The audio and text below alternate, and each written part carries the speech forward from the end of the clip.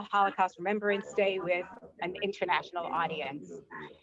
These programs happen because of three things: donors to UJA-JCC who allow us to be on the cutting edge of programming and philanthropy, generosity, and the vision of Lois and Bruce Zenkel, who are sponsoring a comprehensive program on anti-Semitism and who were instrumental in planning these programs, and the kindness and generosity of the Dr. David M. Milch Foundation. Of course, when I said three, what I really meant was four. We owe a great deal of gratitude to Laura Bloom, our UJA-JCC program director, for her expertise, passion, and creativity.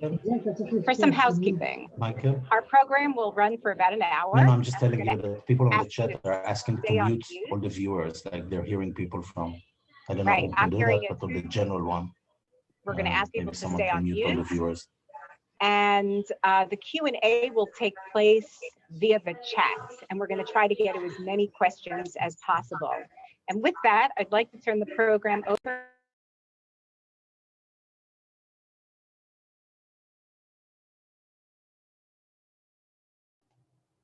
Pam, you're muted. School for International Relations. Ido? We don't hear Ido.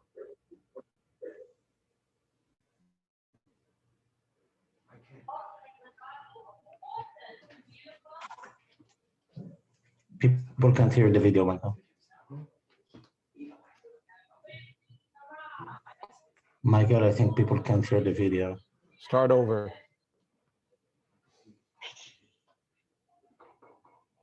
Still no sound. No sound, people are saying.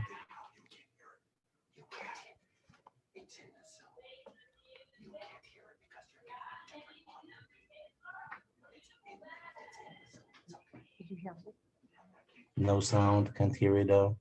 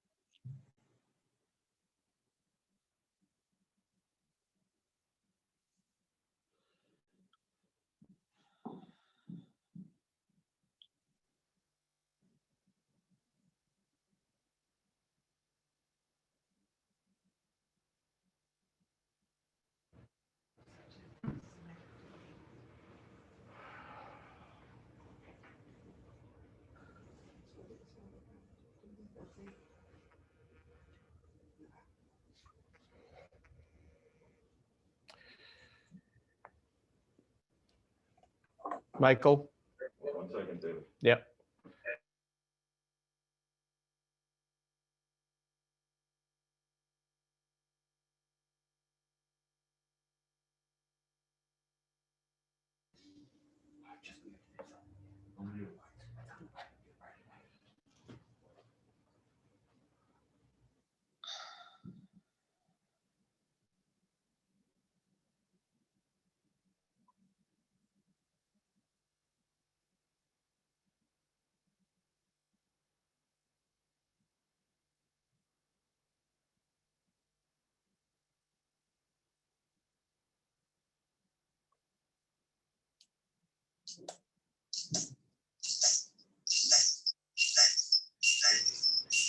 All right, kick it over to me and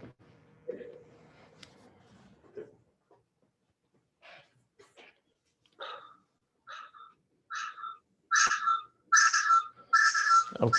All right. Well, hello everyone. Best laid plans. We are having problems with the audio for Ambassador Aharoni's introduction.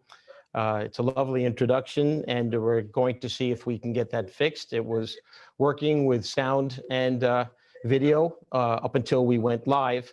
My name is David Milch, and I'm very proud to be hosting this event sponsored by the UJA-JCC, Pam Ehrenkrantz, and the team in Greenwich, Connecticut.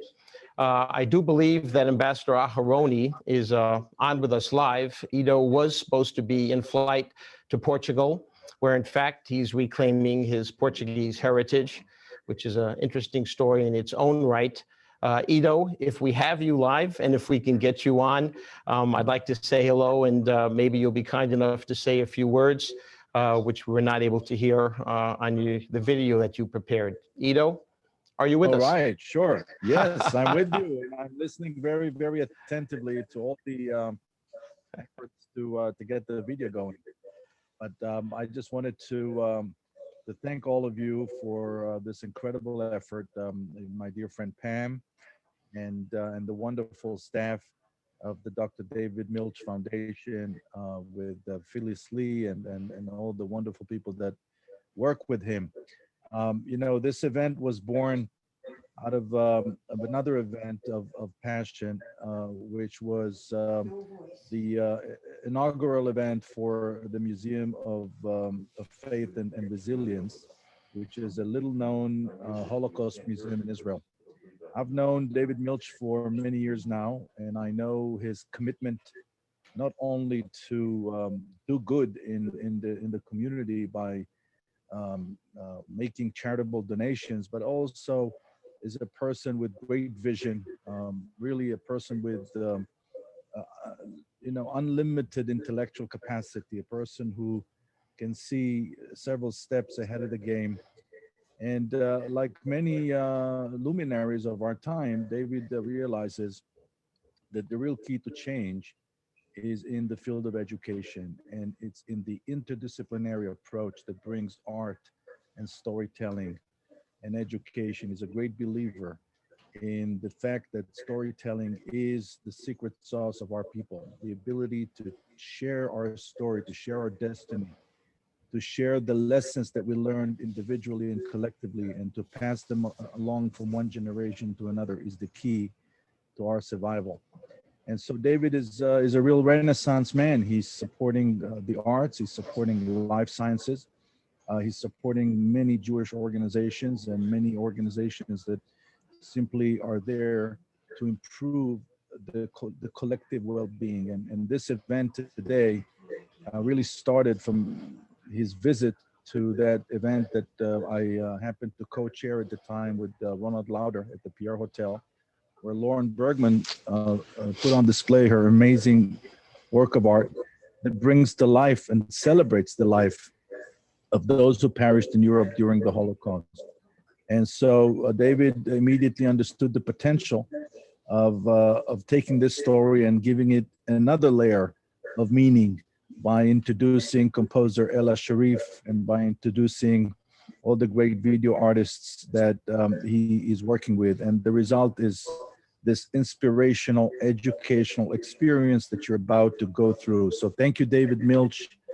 Thank you, Ella. Thank you, Lauren. Thank you, Pam. Thank you, Phyllis, all the great people. And of course, thank you, Michael. I'm humbled to have been asked to bring greetings. You're in for a very special treat. Thank you so much, and greetings from Jerusalem. Well, thank you, Ido, my dear friend. There's a reason why you were the longest serving Consul General of Israel to the United States for almost 20 years in Los Angeles and New York, where we met and collaborated on many projects, as we are now and continue to do. Again, thank you to the UJA and JCC of Greenwich, and thank you to Lois and Bruce Zinkel for sponsoring this 6-part series on the many faces of anti-Semitism, the longest hatred. And for this to be the opening event of this series on International Holocaust Remembrance Day is very special for us. So thank you, JCC, UJA, Ido, and everybody that's watching. I'm going to provide a little more color to what you're about to experience during the actual program and the art and the music that you'll be hearing. So going back to March 15th, 2019, I had recently come back from Mexico, where I was with Ido and a group of leaders or thought leaders and visionaries at the G100 summit, which is sponsored by Hebrew University and Canadian Friends of Hebrew University. And this was just a few weeks after my father had passed on January 6th of 2019. So between my father's passing and being in Mexico, and Ido, as we were leaving Mexico, said, remember, we have the event at the Pierre Hotel that I've signed you up for coming up in a few weeks. And I said, sure, Ido, of course, I'll be there, as always, in the events that you recommend we participate in. So I arrived at the Pierre Hotel. And those of you who know the Pierre Hotel, you come in off of Fifth Avenue and there's a long hall, and you go towards the back where the ballroom is. And as I got closer, I could see there was quite a bit of activity. And I was surprised. I didn't know what to expect in the event. And I went into the ballroom and there were maybe 200 seats or more. And on one of the seats, I saw this program. And I was quite surprised to see a program, a full color program. I looked at it, Shabbat Zachor.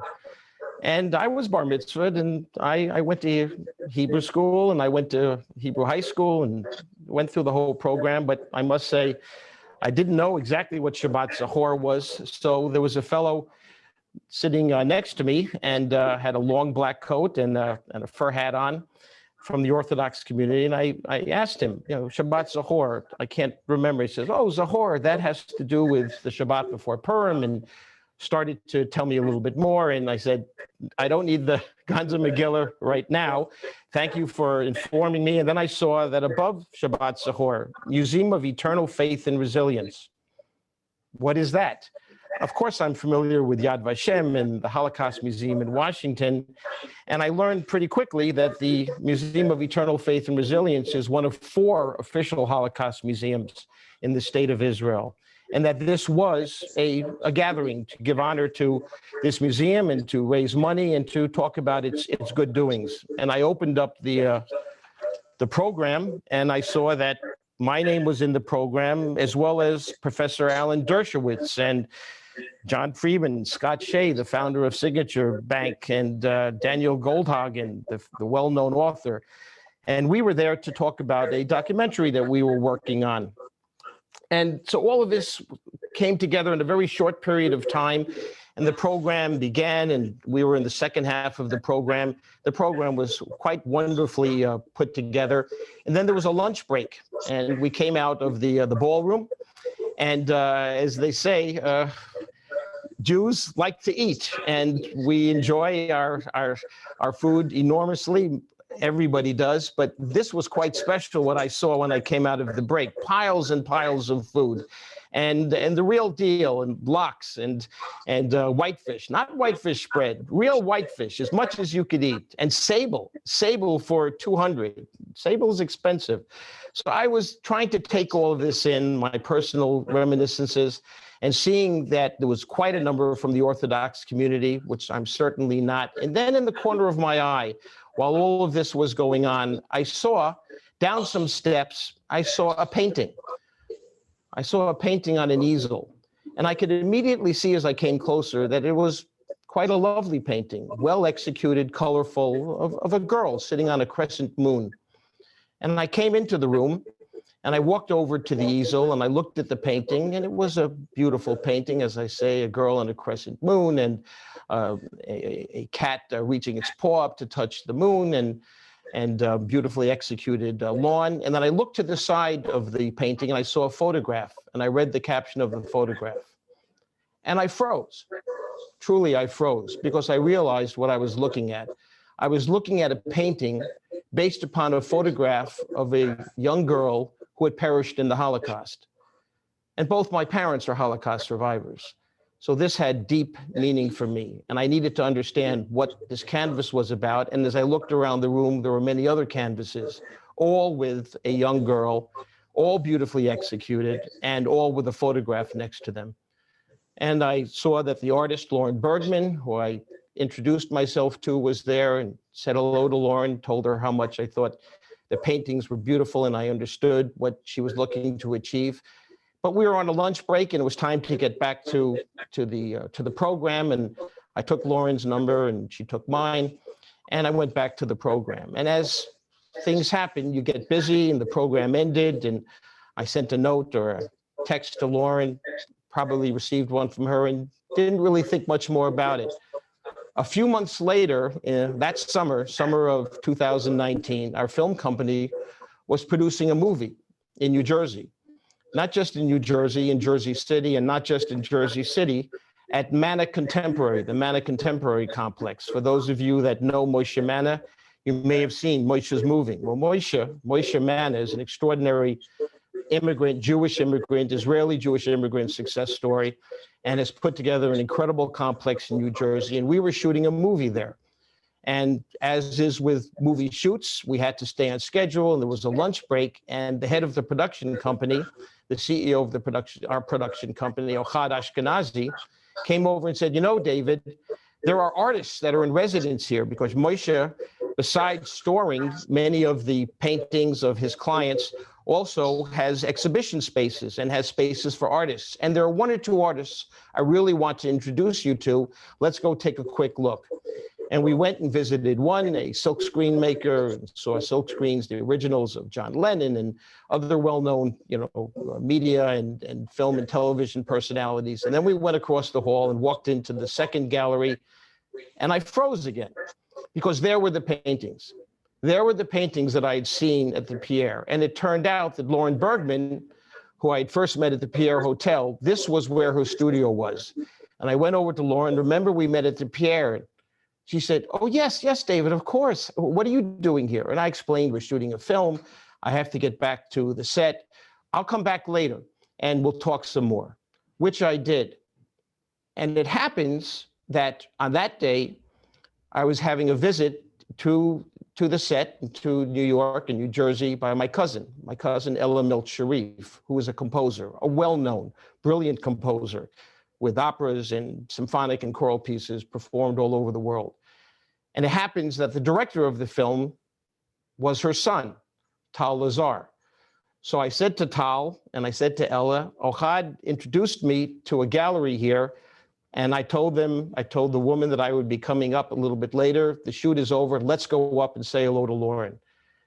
We went up, and Ella and Tal and Ohad and I and Lauren were talking, and Tal and Ella saw Lauren's magnificent paintings, and the idea of doing an exhibition of Lauren's paintings came to us, and then the idea of Ella composing some short musical compositions for each canvas. And there were 20 canvases, and there are 20 canvases. And our foundation has been fortunate to acquire those canvases, and Ella has composed 20 beautiful musical compositions.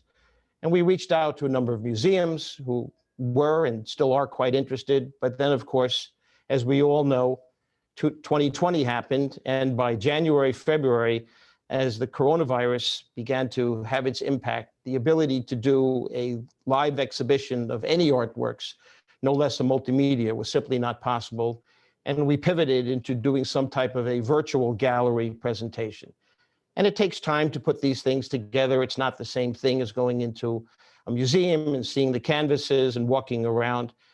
But we came up with a concept, and that is exactly what you're going to be seeing now. We came up with a concept of combining the incredibly powerful canvases of artist Lauren Bergman, the beautiful musical compositions of Ella Milt Sharif, the video artistry of Ohad Ashkenazi, the technical capabilities of a team of individuals. And we're going to show you 3 of those canvases with musical compositions. We're going to have an opportunity to talk with Lauren Bergman and Ella Milt Sharif live from Israel and from Woodstock, New York. And we'll be able to talk with you and answer some of your questions. And then we have 1 or 2 surprises for you as well. So again, I thank all of you for being available to experience this. This is the first presentation of this to a public audience. We do hope you enjoy it. And now for the paintings of Lauren Bergman and the music of Ella Milt Sharif.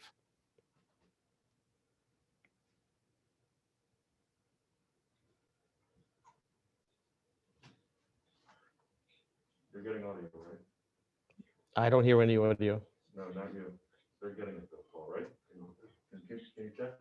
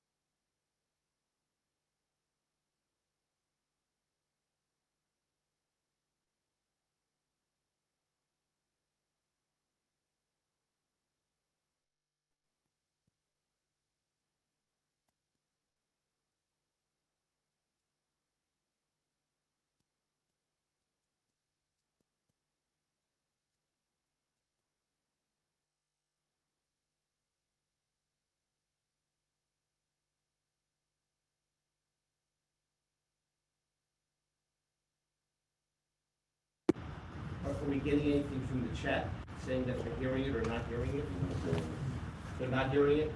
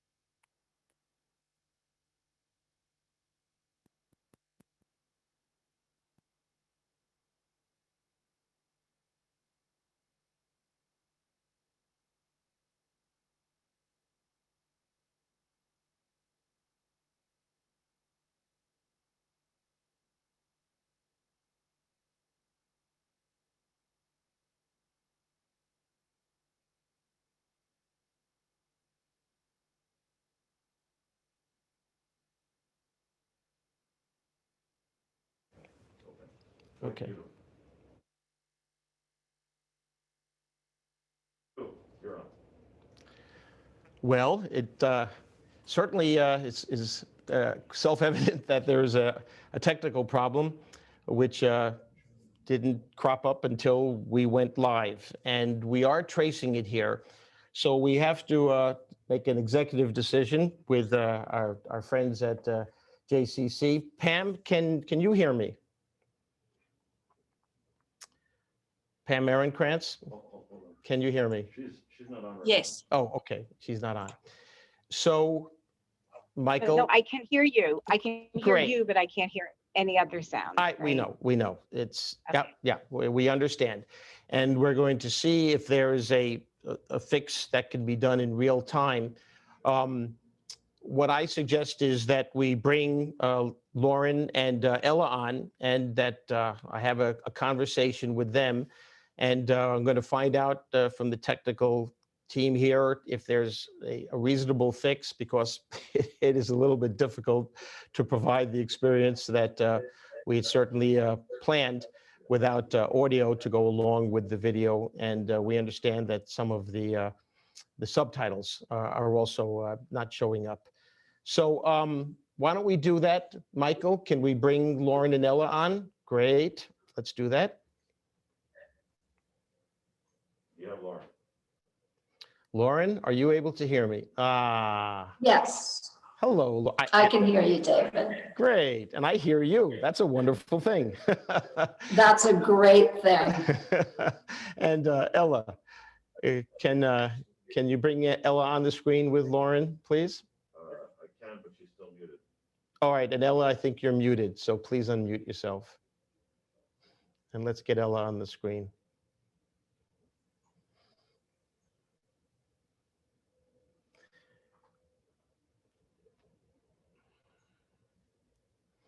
Okay. Okay, All right. do you hear me? We hear you, Ella, and we'd like to can we get Ella and Lauren on at the same time, Michael, please?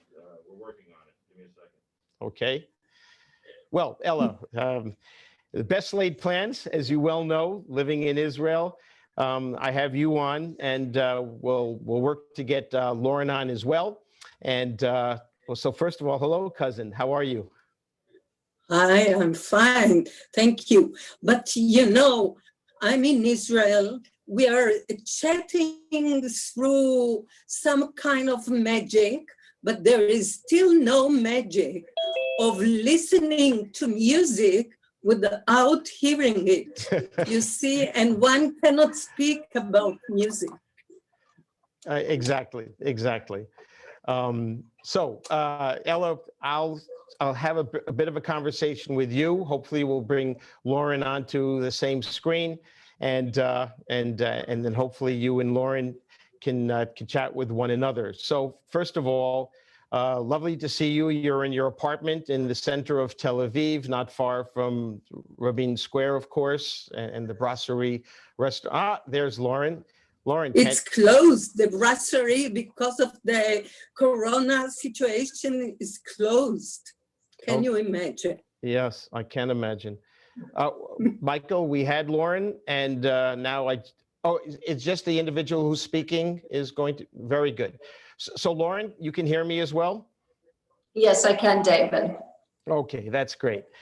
So the two of you met for the first time, as I mentioned, at Manna Contemporary back in the summer of 2019. And well, there was an immediate kinship between the two of you, personally and especially creatively and artistically. And Lauren, maybe I'll start with you. You've spoken about the genesis of your interest in producing this collection of paintings. And why don't you speak to that? Tell the audience a little bit what brought you to this collection, LEDI, Lives Illuminated, Dreams Illuminated. Talk to us about that, please. Well, I'm a narrative painter, and which means I paint stories primarily about women, and I was looking for ideas of you know, what stories need to be told. And it was in August or July anyway. I was thinking about what happened in Charlottesville, and that really rocked me to my core, seeing Nazis and white supremacists marching openly through the town square, just visible hatred, which hadn't been part of our open society. And just watching the rise of hatred. And I started looking at pictures and looking at photos of women and children who were murdered in the Holocaust. And it just came to me that these are stories that need to be told. These both, it's a twofold project in that these lives need to be remembered. They need to be held in a space where we grieve what befell them. And it's a forward-looking project where it's a clarion call to never let this kind of hatred run through society again. And it is. So I feel driven to tell this story, to do what I can to remind people what happens when hatred is let loose.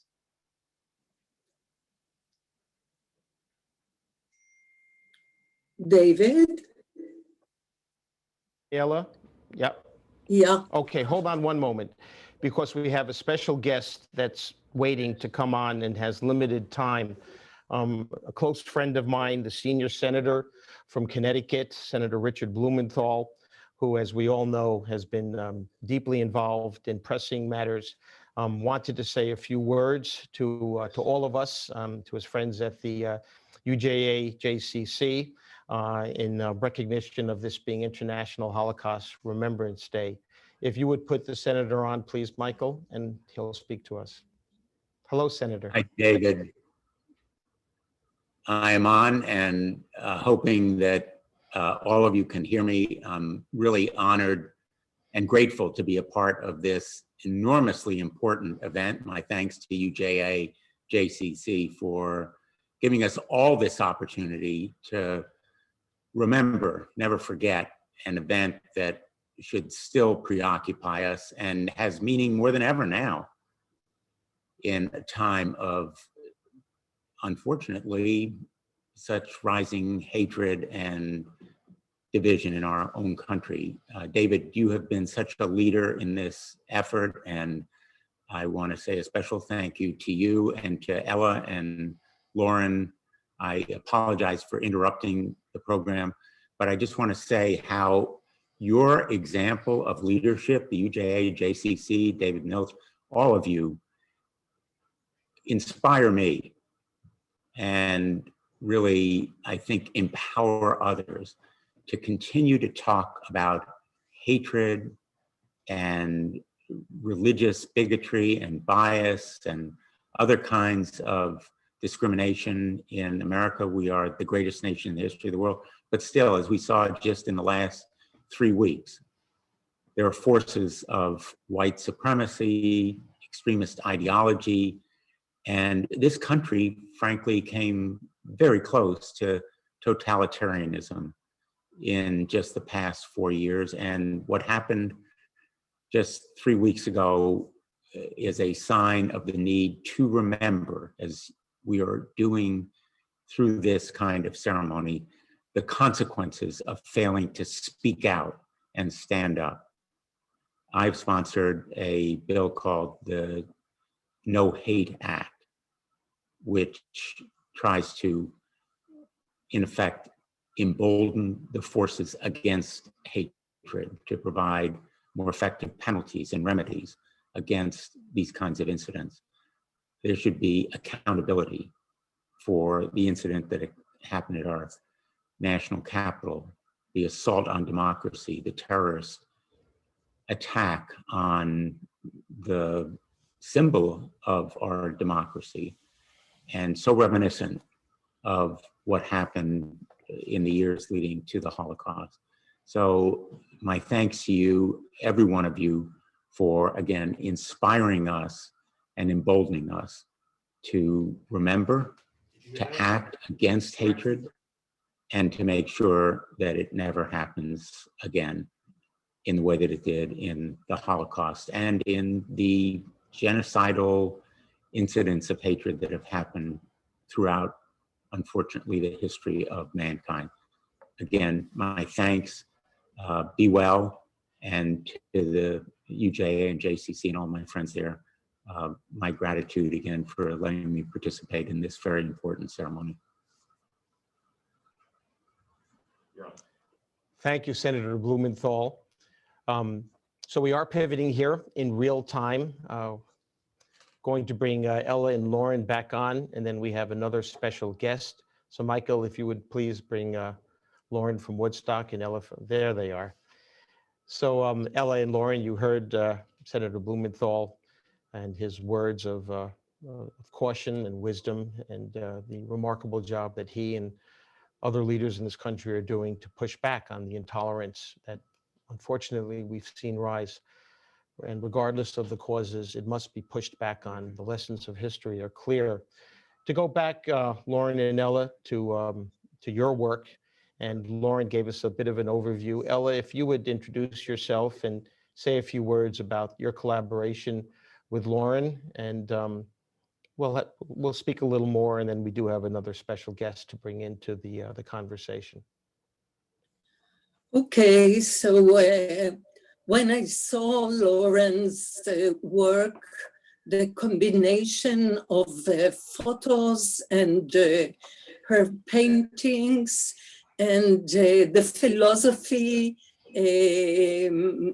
that goes with it to give life to those girls or young women who perished during the Holocaust, I immediately, together with you, and it's not our first collaboration, David, as you know, we are both Milches, we are both second generation, both our parents, your parents and my parents went, are Holocaust survivors with the horrible stories behind them. You were one of the biggest helps of investors of making a feature film about our family story, past life by Avi Nesher. And here we looked at each other in Lauren's studio and immediately understood that we want to add another dimension, another way of giving life to these young women and girls. It's actually the first time that I composed music to paintings. And I saw the paintings in June 2019, but it happened only when I was really in a lockdown due to the coronavirus lockdown in Tel Aviv, in my small apartment, that I felt that the only thing I can do is compose music and identify with all my soul with these perished souls. And I composed those 21 miniatures, each one very different from the other.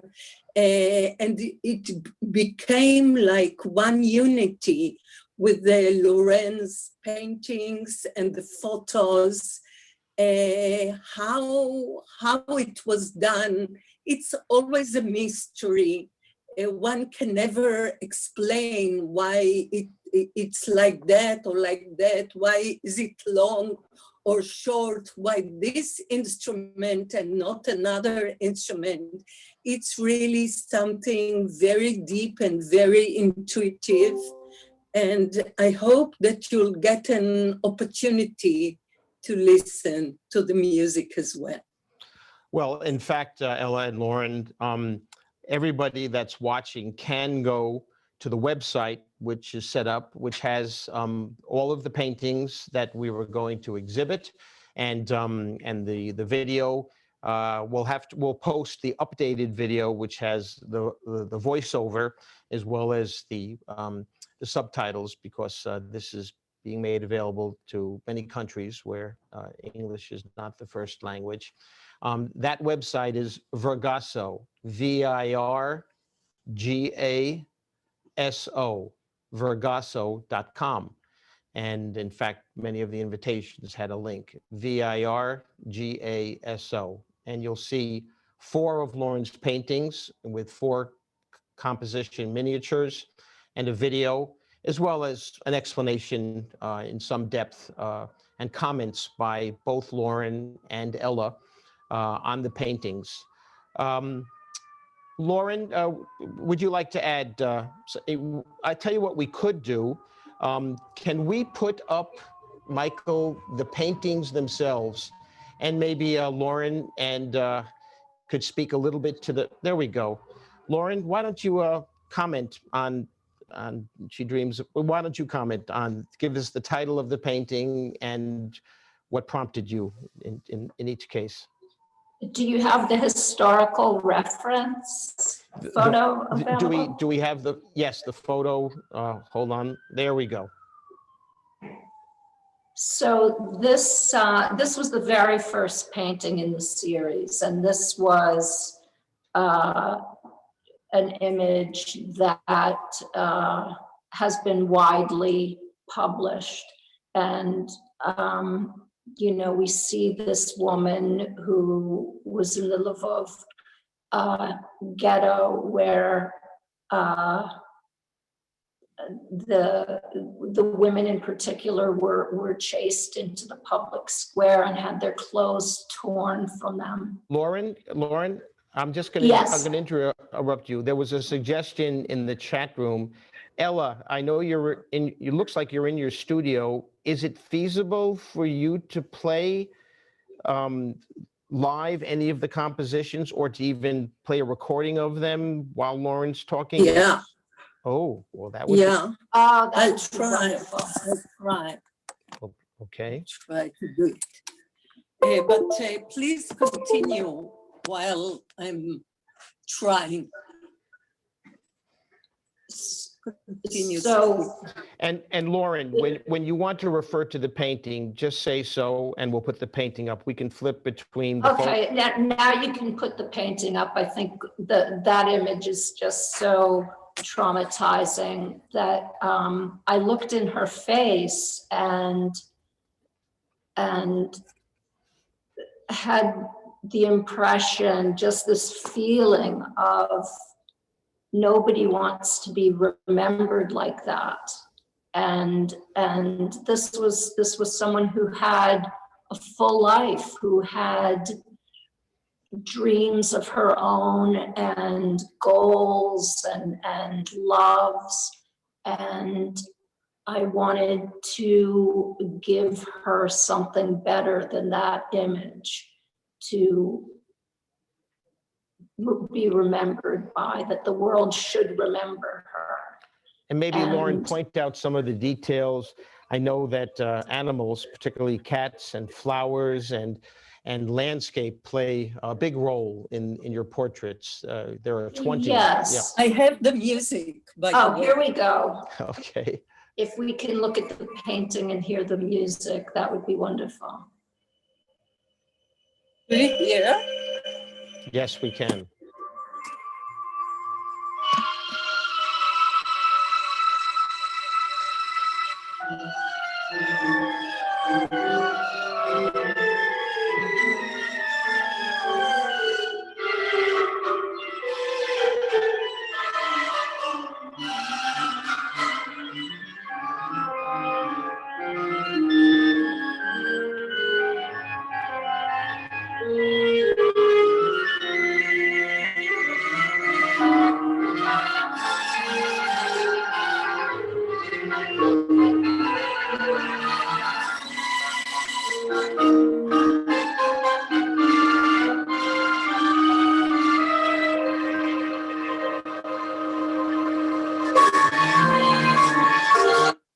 Okay, it's I think it's very difficult to listen to it like that, but I would suggest this piece reflects actually the horror of this photo, together with the fact that there were US troops, American troops, that found this photo. Do you remember?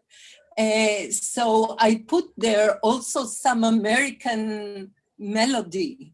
But do you have the painting of Eva Nemova, the painting, David, that you were talking about with the moon? Sure. The girl that's sitting on the moon? Yeah, Mike, no, we don't have that. We don't have that queued up because the video had the other three. It was in the invite, Ella, and when they go to the website, they'll be able to see it. And I do want to explain to everybody that's watching and listening, your musical compositions are extraordinary, and this doesn't do justice, to the full orchestral recordings that we did. It's being played through your electronic synthesizer, and of course in the actual final video with the voiceover, there's movement in the painting. You might say a little bit like a Ken Burns type of effect. But since we're getting to 11:30, the JCC has kindly allowed us to go over. And maybe we'll bring up, Michael, one more painting, and Lauren, you'll speak to it. And maybe, Ella, do you have the music for Henrietta? Do you have that available? Yes. Which has always been such a...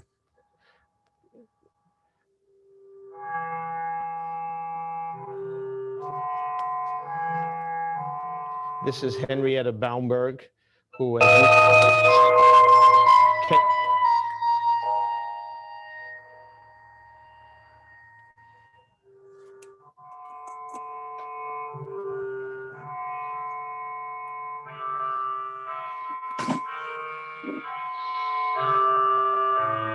Okay, Ella, that's fine. Ella, that's fine. Okay, really, I want to do justice, but as you can see, Henrietta Baumberg is of African American, well, actually not African American, but of African descent on her mother's side, who married I believe, I'm not sure the country that, Lauren, you can help me here. Henrietta's parents, which country were they from? Well, all we know is that her mother was living in, her mother's a Jew from Brussels, where her mother, and she had an older brother, we know nothing. The father, whose last name is Cambridge, there's no information about him, but the mother and her two children were murdered. Right, and they were murdered because they were Jews, not because they happened to be of a different race.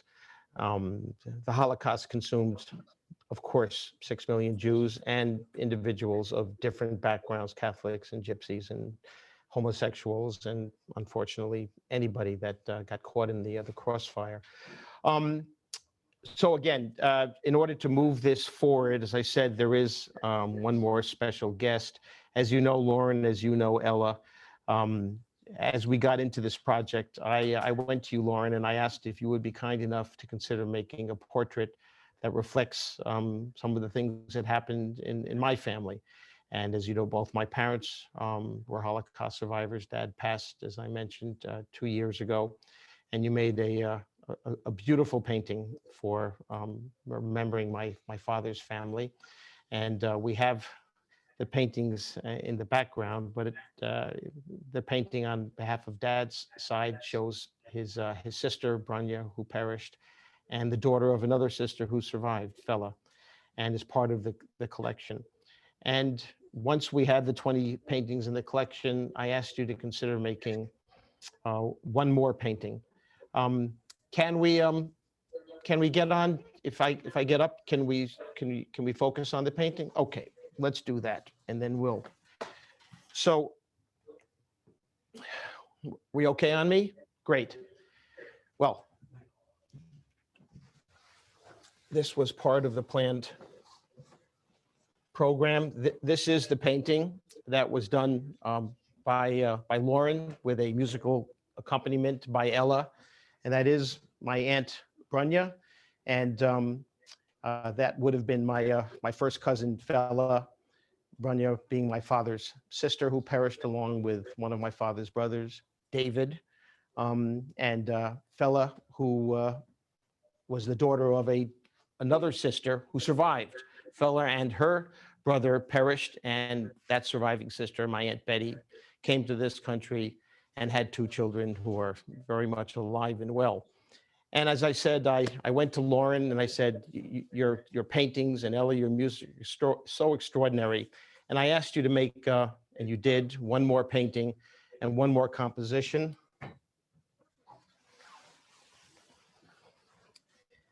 And that's here. And well, this is an extraordinary painting for many reasons, and it's a bit different from all the other paintings in the collection. First of all, as you can see, there's a man in this painting, very handsome man, happens to be a quite tall individual. And next to this gentleman are 3 females in the background. This happens to be his wife, the man, David, and the woman, Necha, David Rosenzweig and Necha Rosenzweig, and in the middle, Necha's mother, this man's mother-in-law, and Freda,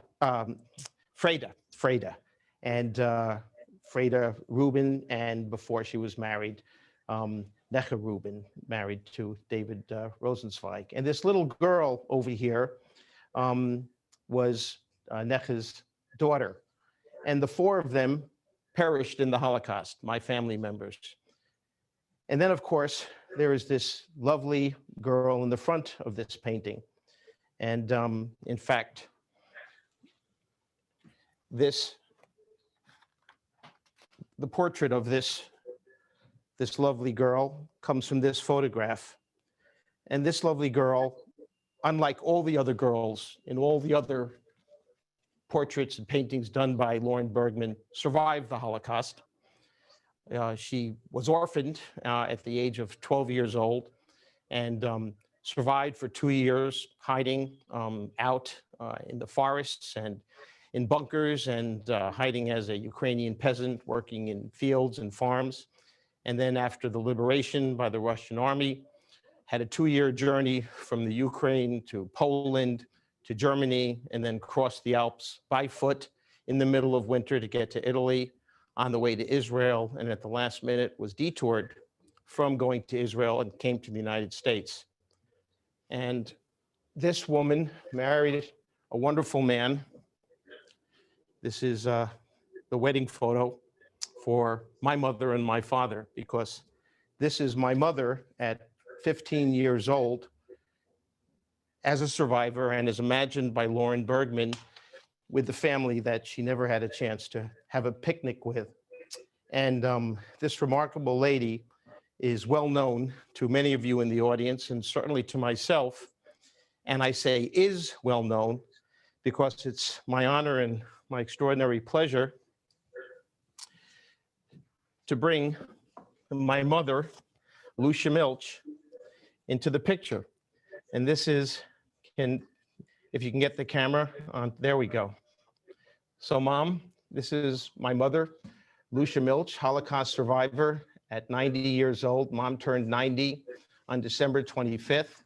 And on this International Holocaust Remembrance Day, I can't imagine someone who's in a better position to speak to us and to talk not about history, but about her own experiences, what she went through. We don't have enough time to go into all the details, and we'll try to answer a few questions on the chat. But Mom, thank you for being with us. And I have 2 questions for you. And the first question is, you've been here while this event has been taking place with the technical difficulties and adjusting to them. You've certainly adjusted to things in your life. many, many times, extraordinarily, you and Dad. And the whole idea of using art as a lens, as a window on experiences that are almost impossible to get one's mind around. The figures, the numbers, the places, all of that begins to numb us, and maybe art gives us a handle on it, whether it's paintings or music or film. That's different. If you would share your thoughts as you're sitting here, and please, the camera is over there, say hello to everybody that's watching. Hello, everybody. And as is my habit, I will also say shalom. I usually say that to my children and grandchildren, nieces and nephews, those I hold dear. I got into a habit on Friday night to text or to call and to say Shabbat Shalom. So I want to say shalom. It means peace, as we all know, and it brings a goodwill. My name is Lucia Milch. I'm related to this young man, slightly. And this young man, I would say by osmosis, literally, took in the tragedy, the suffering, the pain, the terrible, terrible things which were happening to me as a child, because 9, 10, 11, 12 is still very, very young. And to my husband, who was 5 years older than I, not here anymore. That which happened to me, my children have absorbed. How could they not? We lived together, my husband and I were married 65 years, and yet David lately made a film of my experiences during the Shoah, and it was based on an interview for many, many hours about 4 years before. He himself has told me, Mother, although I know many of the stories in that film, I know many of the vignettes and so on, when I look at that film, I am surprised and I am absolutely impressed and shocked how much of your passion, of your suffering, of the unbelievable, terrible things which were done to people in the middle of the 20th century on a relatively well-established and educated continent, and that was Europe. That happened to me. I am a remnant of the remnant, because many are not here anymore, that I'm still here and you can hear my voice, maybe even the agony and the passion in it. So the question arises, today is a special day of commemorating the Shoah through art. Why art? Why speak about something? Why write a composition, a poem? We all want to leave a legacy.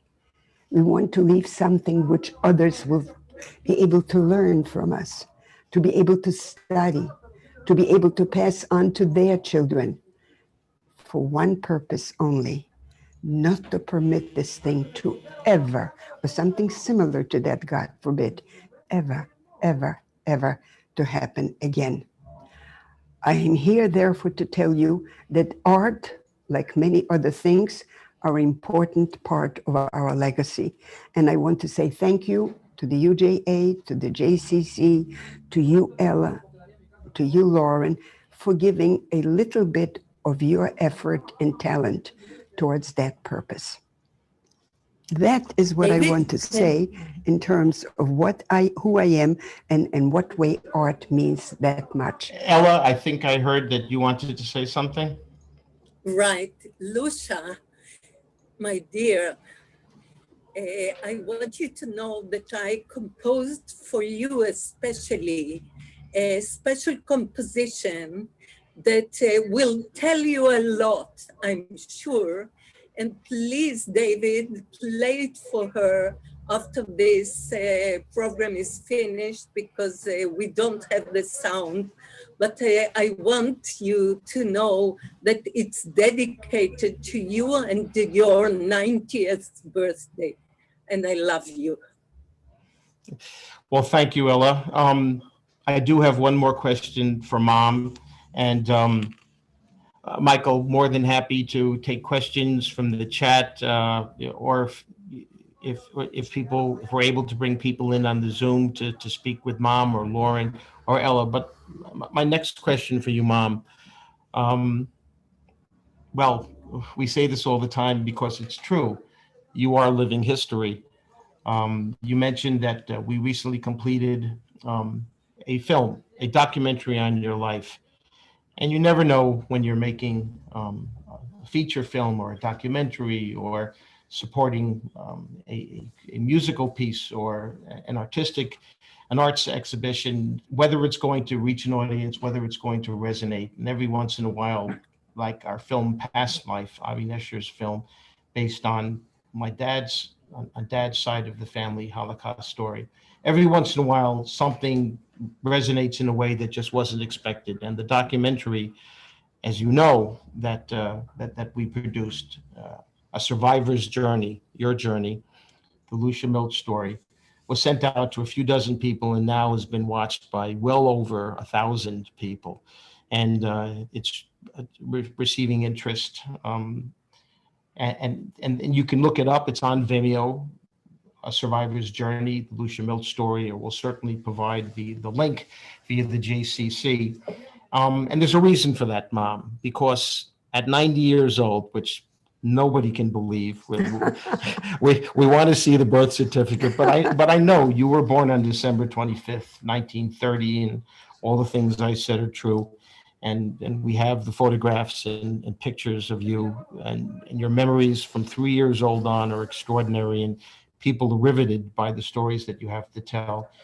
Beyond the stories that you have to tell, as Ambassador Aharoni said, the stories that we all tell as Jews and as human beings, as the brilliant Israeli historian Yuval Noah Harari talks about, the stories that we tell really create the substance of our lives as communities.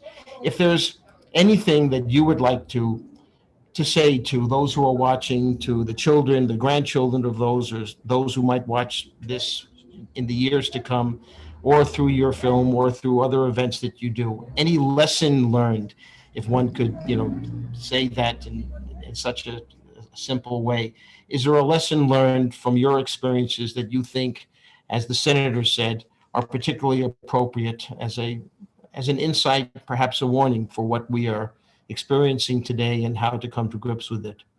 Yes, David, I do have something to say, and it's not very difficult.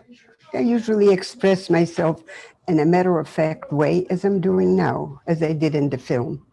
These here paintings, today the Shoah commemoration, the compositions, the poetry, they move us immensely. Even I, today, when I can think and hum the melody of a ghetto song, I cannot help. My eyes fill with tears. They bring in such an emotional impact. What I want to say, however, we lost everything. Everything. It was our Jewish, my own metaphor, tsunami. Just like when we watched the tsunami in Japan, an enormous ocean was hitting us from every single angle. Everything in its way was swiped along. Trees, buildings, cars, as we saw in the tsunami. But in the ghettos, our very lives were swept away. No more those communities that I still remember. If they were Jews and Jewish communities, no more do they exist. So what do I want to leave?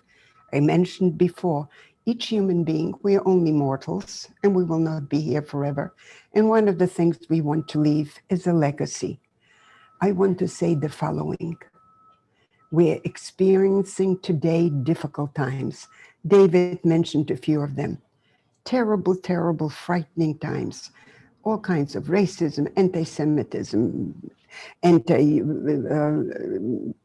feminism, all kinds of difficult situations that none of us would want to live with. But at that time, when I lived, it was the worst because murder, towns turning into slaughterhouses, went on unabated. So what am I saying? What do I want to lead to? What is the most important thing? There was a time, maybe a short one, maybe not completely, But there was a time when some of even that slaughter in those times could have been stopped, could have been ameliorated, could have been made less dangerous and murderous. And for that, it needed dedication, open eyes, clarity of mind, and courage. And none of those countries, educated countries, well-meaning, not everybody in Europe was stupid, not everybody was smart either. Nothing was done.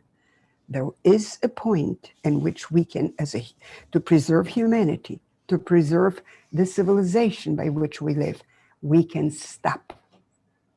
We can say enough is enough. We know we have a precedent where they are leading.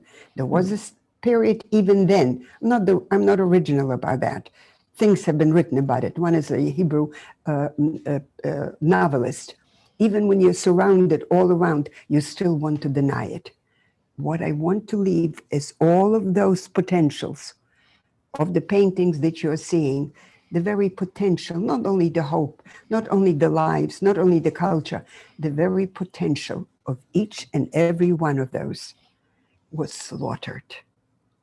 That is what I would like to leave as a legacy. Learn, watch, educate yourself, be aware, and try to prevent as much as possible for that which took place only 3/4 of a century ago. It is still within my memory. I don't speak from a script. I don't speak from pages of history. I speak to you from memory, from experience. That I'd like to leave. There is a point at which we can say no more. That is the legacy which I'm leaving with you. Well, not much that I can add to that, Mom. We do have questions in the chat room. Let me see here. A woman of valor. She is extraordinary. Hold on. Do we have any questions? No. No. Okay. Well, if there are any questions, and does anybody want to come in, Michael, via the Zoom? Because no. Where are we finishing our program here? Okay, I'm getting a thumbs up that we're finishing our program. It is time to go. Thank you, Pam Ehrenkrantz. Thank you, Laura Blum. Thank you, the extended community of the UJA and JCC of Greenwich, and Ambassador Aharoni and Senator Blumenthal and Lauren Bergman and Ella Milch and Ohad Ashkenazi and everybody, and Michael Archis and his team, and Paul Westlake and Adam Holtz. And we've invaded your home here, Mom, with cameras and video and on a very short timeline because of some of the limitations of COVID and Corona and safety. We had a little bit of a glitch. We will provide links to everything that you've heard here. You'll be able to see all of the paintings with the music, with the videos. We'll provide you a link to to the documentary on Mom, and we'll continue to be a community, as Mom said, that's aware of what's happening beyond its own borders and part of a larger community that has to make sure that the things that we know about from the past, as Santayana said, those who do not remember the lessons of history, unfortunately, can be and will be doomed to repeat them. We can't let that happen. And it's been an honor and a privilege for me, in my small way, to contribute this to the conversation and to the needed insight and recognition and consciousness going forward to make all of our lives healthier and more productive for our immediate family, for our community, and for the country that we care so much for, and for the wide world that we live in. Thank you all. Have a wonderful day, and be well. And be safe. Be safe.